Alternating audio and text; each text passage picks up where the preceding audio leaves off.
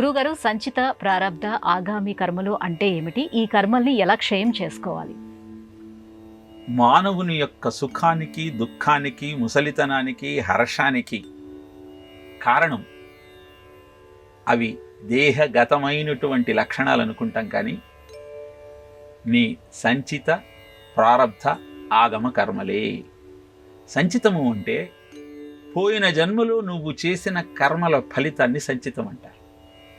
ప్రారబ్ధం అంటే ఈ జన్మలో నువ్వు చేస్తున్న కర్మల ఫలితాన్ని నువ్వు ఇప్పుడు అనుభవించటం ప్రారబ్ధం. మరి ఈ కర్మల ఫలితాన్ని వచ్చే జన్మలో కూడా అనుభవించాల్సి వస్తే అది ఆగామి. శుభ అశుభ, శుభాశుభ కర్మల యొక్క మిశ్రమమే నీ జీవితం. రాజన్ కిమేతత్ కర్తవ్యం కర్మణ గహనో గతి తదజ్ఞేయా కిలా దేవానాం మానవానాంచ కా కథ అంటాడు దేవి భాగవతంలో వ్యాసుడు. అంటే ఈ కర్మల యొక్క ఫలితాన్ని దేవతలు కూడా గుర్తించలేరయ్యా, మానవుల గురించి ఏం చెప్పగలం?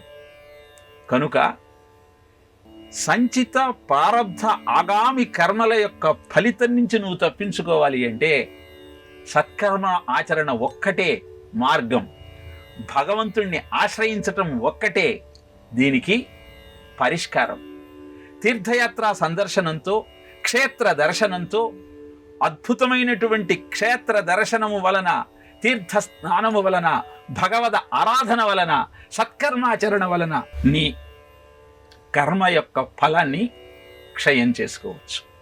కనుక సచ్చింతనతో, సత్సంగంతో, సత్కర్మ ఆచరణతో ఈ కర్మను క్షయం చేసుకుంటూ జీవితాన్ని ముందుకు నడిపించే ప్రయత్నం చేయాలి. అందుకే ప్రతినిత్యం మనం సంకల్పం చెప్పుకున్నప్పుడు ఏం చేస్తాం? మమ ఉపాత్త దురిత క్షయ ద్వారా పరమేశ్వరముద్దిశ్య పరమేశ్వర ప్రీత్యర్థం శ్రీ మహావిష్ణువరాజ్ఞ అద్య బ్రహ్మణ అని సంకల్పం చెప్పుకుంటా. అంటే అర్థం ఏంటి? మమ ఉపాత్త దురిత క్షయ ద్వారా నేను సంచితం చేసుకున్నటువంటి కర్మ ఫలం క్షయం కావటం కోసం పరమేశ్వరుణ్ణి ఆశ్రయిస్తూ ఉన్నాను అని దాని అర్థం. ఇలా దేవతారాధన నీకు కర్మక్షయాన్ని చేసే అద్భుతమైన సాధనం. తెలుసుకుందాం, ఆచరిద్దాం, ఆనందిద్దాం.